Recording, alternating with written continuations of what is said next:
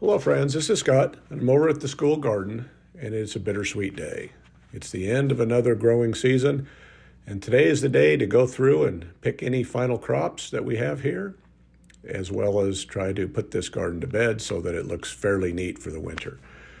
As you see this area here, I've still got some corn stalks I've got to pick up, and so this is the cleaning part of it that I've got to do here. Taking a look around, lots of spent apples from the neighbor's tree. I did pick a couple and they're still tasty. So even though it's frosted several times, the apples are still pretty good. Got all the tomatoes to pull out. And I apologize if you see my shadow in here. My deal with the school when I film these videos is not to show the kids. And the kids were out of recess when I got here. So I'm filming at an angle that's not going to show them, but it's also putting me or my shadow in the film. So anyway, I've just got to live with it.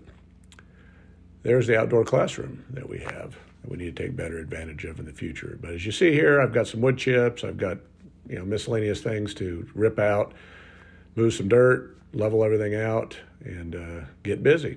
Taking a quick survey of where I want to start the cleanup process, and I figured, you know what, I still have some crops in here. I better work on those first. But there is a lot of work to do too, so I'm kind of thinking, I hope I can get all this done today. So we'll see what I get done. The first thing I did was we had a little raised container, plastic container that we planted a bunch of different crops in it, and I forgot there were some more onions in here, and these turned out really nice. So these were planted fairly early in the season, and they still, they turned out nice. They were a little bit shady with some other plants, but they're good. They won't store, but they're still good. Now here in this little mess here, you can't even tell what it is, but I had potatoes that I had a few extras I found, and oh, there's one. So they look really, really nice so far, and they're just a white potato, and they're looking pretty blemish-free.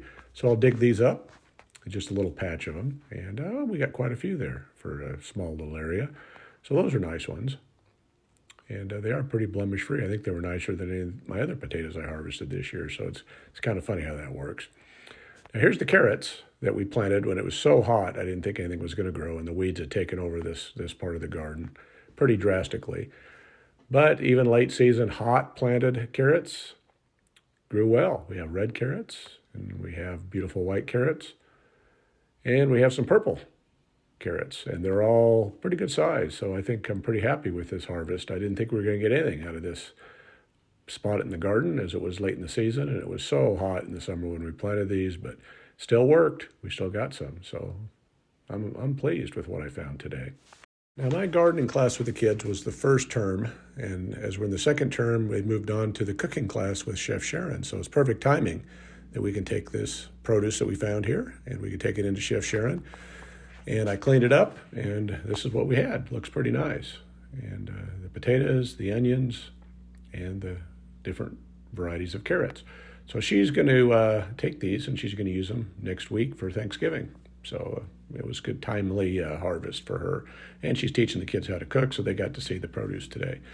And I hate throwing carbon away, but we got rid of our compost bin that's down at the hobby farm, and I just didn't have time to run it down, all this material down to the hobby farm. It would be spread from here 100 miles south, so I threw it in the dumpster. But here's a look at the area we had the squashes and the potatoes and some of the other things, and I had mulched this heavily with bark wood chips, and as you see, there's not a weed in here, or hardly any weeds.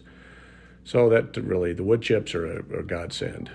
An area that needed work, and as you can see, I've already ripped out the tomatoes and got rid of all that and threw all that in the dumpster. Again, I hate throwing it away, but just didn't have time to mess with it today, and I could have taken it home to the chickens, but I just didn't have time. I've got some other projects with my truck I need to do, and I can't have it full of just garbage or carbon material. So anyway, I still have a little bit of wood chips left and some dirt, and I've got a couple of items in here that have been my nemesis for several years, and they really kind of mess with my compost bin too. They had a couple volunteer trees, and these things grew right up into the compost bin through the wire, and they just tore it up. So I used my truck, and I ripped out some of these volunteer trees. There was a couple different groups of the trees, and they had some pretty significant roots. This is the smaller of the two. So I started with that one and ripped it out with the tow rope. And here's the bigger one. And I'm not sure how many trips or attempts it's going to take to rip this one out, but I took a couple. Kept slipping off, but I was able to rip it out.